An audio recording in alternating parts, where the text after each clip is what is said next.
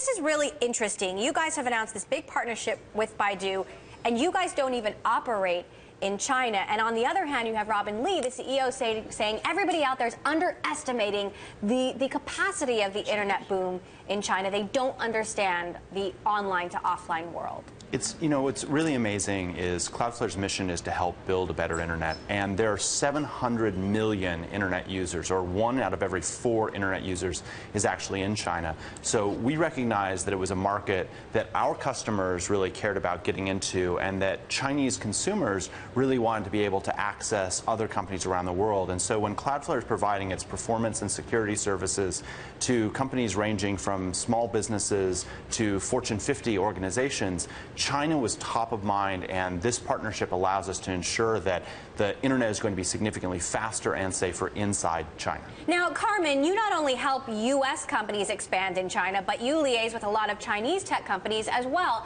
How worried are you about these broader concerns about a Chinese economic slowdown? I feel that when we look at China, I think there was a tremendous excitement in the past about, and I feel in many ways the prospects for China were, people had very, very high expectations. And I actually think that now people are very worried. But I think I think there will be some slowdown, but I don't think it's going to be any kind of major disruption.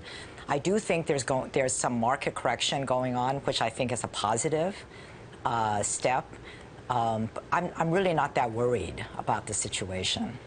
Now, Matthew, tell me how the partnership works. You call it a virtual joint venture, right? Right. Because CloudFlare doesn't actually even operate in China. But what is possible with this is that foreign websites will load more quickly within China, which means this could be a boon to foreign companies, right? That's exactly right. To give you some sense, in the last day, we saved over 240 years worth of time that the Chinese internet users would have otherwise spent waiting for websites to load. Having lived in China and used the internet in China, that is a lot of time saved. It is a huge amount of time saved. I mean, if you went back in time that far, the United States wouldn't even exist as a country 240 years ago.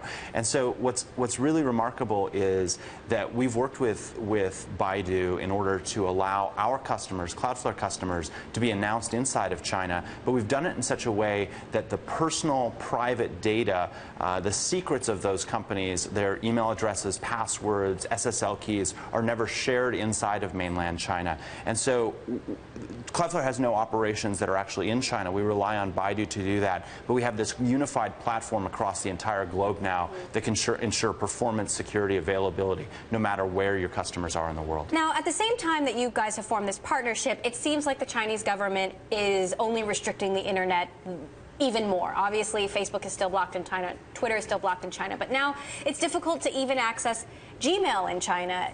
Carmen, what do you think about this tech summit with President Xi Jinping? What kind of concrete progress are we going to see out of this? Will Facebook be unblocked? Will Google go back into the country? Or are those things just never going to happen?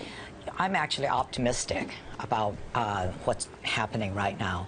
I think that for both, as you know, I think that Google is returning to the Chinese market, and I think that